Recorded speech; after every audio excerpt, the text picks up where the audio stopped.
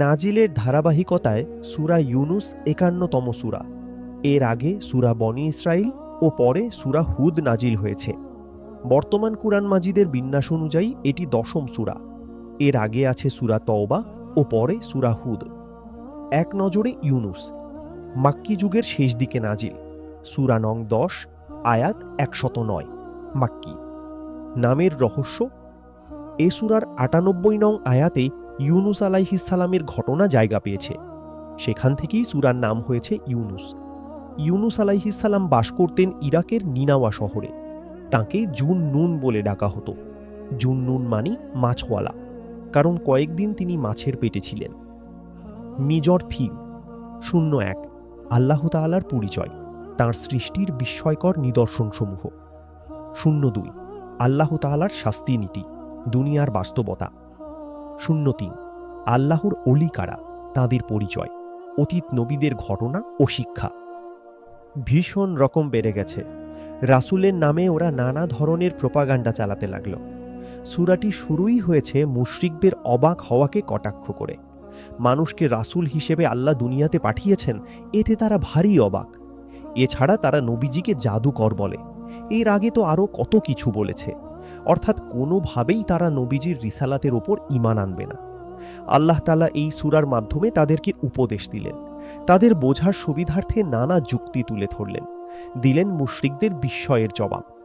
আগেও যারা নবী বা রাসূল হিসেবে এসেছেন তারা সবাই মানুষই ছিলেন। দুনিয়ার বুকে মানুষ ছাড়া আর কাউকে নবী হিসেবে পাঠানো হয়নি। অপরদিকে আল্লাহ তাআলা নবীজিকে ধৈর্য ধরার উপদেশ দিলেন, দাওয়াত চালিয়ে যেতে বললেন, উৎসাহ দিলেন ওদেরকে ক্রমাগত বুঝিয়ে যাওয়ার কাজে। আর এত কিছুর পরও যারা রিসালাতের উপর ঈমান আনবে না তাদেরকে দিতে বললেন সূরার শুরু শেষ সম্পর্ক।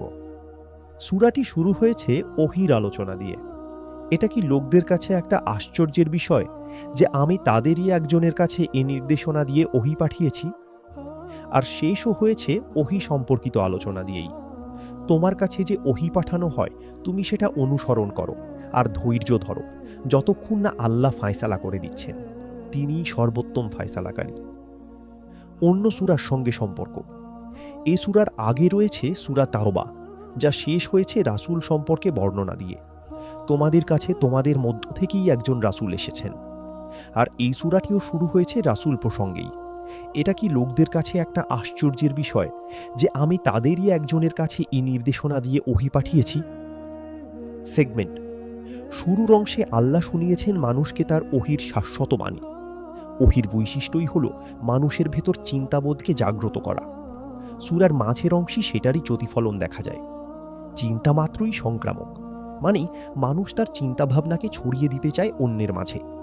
তাই শেষ ভাগ ফজিলত। কুরআনের যেসব সূরার কলেবর ১০০ আয়াতের বেশি সেগুলোকে বলা হয় আলমিউন। জাবুর কিতাবের পরিবর্তে আলমিউন সূরাগুলো আল্লাহ তাআলা নবীকে উপহার দিয়েছেন। এরকমই একটি সূরা হল সূরা ইউনুস। এক লোক রাসূল সাল্লাল্লাহু আলাইহি ওয়াসাল্লামের কাছে এসে বলল, হে আল্লাহর রাসূল, আমাকে কুরআন শেখান। নবীজি বললেন, যে সূরাগুলোর শুরুতে আলিফ লাম র আছে সেরকম ৩টি সূরা পড়ো। কজ অ্যান্ড ইফেক্ট, নূহ আলাইহিস সালামের ঘটনা নিজের পরিবার, প্রতিবেশী ও আশপাশের লোকদের মাঝে বেশি করে ছড়িয়ে দিন, যেন সবার মাঝে এই ধারণার বীজ বুনে দেওয়া যায় যে সম্পর্ক করতে হবে কেবল ঈমানের ভিত্তিতে। ঈমান ছাড়া কেউ কারো নয়। পূর্ববর্তী তালিকার অবশিষ্টাংশ, কাজে তাদের মন আটকে গেছে। দ্বিতীয় ধাপ, অ্যাটাক বা দোষারোপ। এই ধাপে এসে দায়ীকে দোষারোপ করবে। এই ধাপটা একজন দায়ী, তবে ধৈর্য ধরে এই ধাপটা পার করতে পারলেই সফলতা। তৃতীয় ধাপ, অনুশোচনা। এই ধাপে এসে তার মনটা একটু নরম হয়, ভাবে আহ্বানকারী তো আমার ভালোর জন্যই বলে কথাগুলো। এই সিমটমগুলো দেখা মাত্র দায়ীকে আরও অমায়িক হয়ে যেতে হবে। চতুর্থ ধাপ, মেনে নেওয়া। এই ধাপে এসে সে মেনে নেয়, বুঝতে পারে এতদিন যে পথে ছিলাম তা ছিল খারাপ পথ, গুনাহের পথ। আন্তরিকভাবে তাওবা করার কারণে তার দিলটাও তখন ভরে ওঠে শুদ্ধতায়। সেন্ট্রাল থিম, হিদায়াত ও মানুষের প্রতিক্রিয়া। ওভারভিউ, ১-৬ আয়াতে মুশরিকরা আল্লাহর বাণীকে অস্বীকার করে, অথচ সত্যতা যাচাইয়ের জন্য আল্লাহর নিদর্শনগুলোই যথেষ্ট।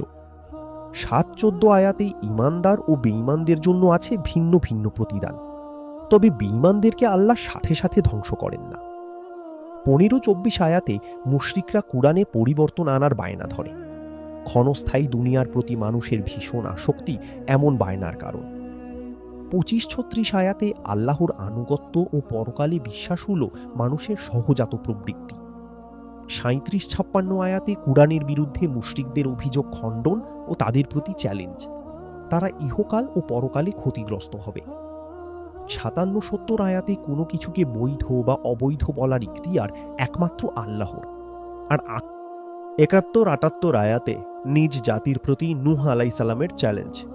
সত্য মিথ্যার চিরন্তন দ্বন্দ্ব হিসাবে মুসা আলাইসাল্লাম আর ফিরাউনের লড়াইকেও তুলে ধরা হয়েছে।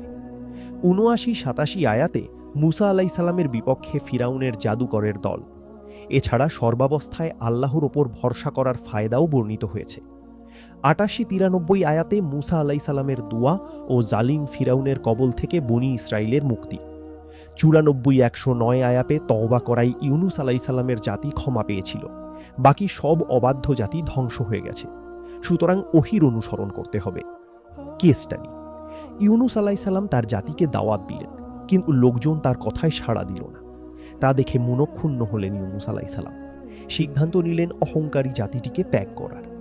তারপর চড়লেন এক জাহাজে, একেবারে ভিন্ন কোনো দেশে চলে যাবেন। আল্লাহ ব্যাপারটা পছন্দ করলেন না। তার ইচ্ছাতে এক বিরাট মাছ গিলে ফেলল ইউনুস আলাইসাল্লামকে। নবী তার ভুল বুঝতে পারলেন। মাছের পেটে নিকষ অন্ধকারে বসে দোয়া করলেন, রব আমার, আমি নিজের উপর জুলুম করেছি, তুমি যদি ক্ষমা না করো তাহলে আমার আর কোনো উপায় নেই। আল্লাহ তখন তাকে ক্ষমা করে দিলেন।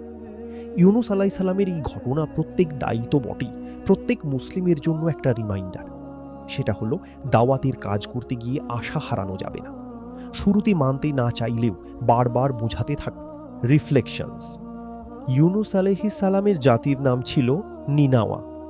কুরআনে অতীতের যতগুলো জাতির ঘটনা এসেছে তার মধ্যে একমাত্র ব্যতিক্রম এই নিনাওয়া জাতি, কেননা তারা শাস্তি আসার আগ মুহূর্তে ঈমান এনেছিল। ঘটনাটা এরকম, ইউনুস আলাইহিস সালাম তার জাতিকে দাওয়াত দিলেন, এক আল্লাহর ওপর ঈমান আনতে বললেন, কিন্তু তার জাতি সেই ডাকে সাড়া দিল না। প্রথমটায় গুরুত্বহীন কাজ নিয়ে তারা ব্যস্ত রইল। ইউনুস আলাইহিস সালাম তখন মনির অভিমানে তাদেরকে ছেড়ে চলে গেলেন। তিনি যখন চলে গেলেন তখনই তাদের হোঁশ ফিরল। ভীষণ ভয় জেঁকে বসল তাদের মনে। তারা বুঝতে পারল আল্লাহর শাস্তি আসতে আর বাকি নেই। সমাজের ওপর মহল থেকে নিচু মহল সবাই একসাথে জড়ো হয়ে জাতিগতভাবে তওবা করার সিদ্ধান্ত নিল। তাদের এই নজিরবিহীন ঐক্যবদ্ধ তওবা দেখে আল্লাহ খুশি হলেন, শাস্তি উঠিয়ে নিলেন, আর ইউনুস আলাইহিস সালামকে বললেন জাতির লোকদের কাছে ফিরে আসতে। এখান থেকে আমরা অত্যন্ত গভীর একটি শিক্ষা পাই। তা হচ্ছে, পাপটা যত বড়ই হোক না কেন তবু শাস্তি থেকে বাঁচা যাবে যদি তওবা হয় খাঁটি আর সিদ্ধান্ত হয় সামষ্টিক। তার মানে আমাদেরকে কালেকটিভ অর্থাৎ সবাই মিলে তওবা করতে হবে। কালেকটিভ তওবা শব্দটিকে সবার কাছে পরিচিত করানো প্রয়োজন। গোটা সমাজকে তওবার দিকে ফিরে আসতে হবে। গুনাহকে সমাজ থেকে বিদায় দিতে হবে চিরতরে, তবেই আল্লাহর পাকড়াও থেকে বাঁচা সম্ভব।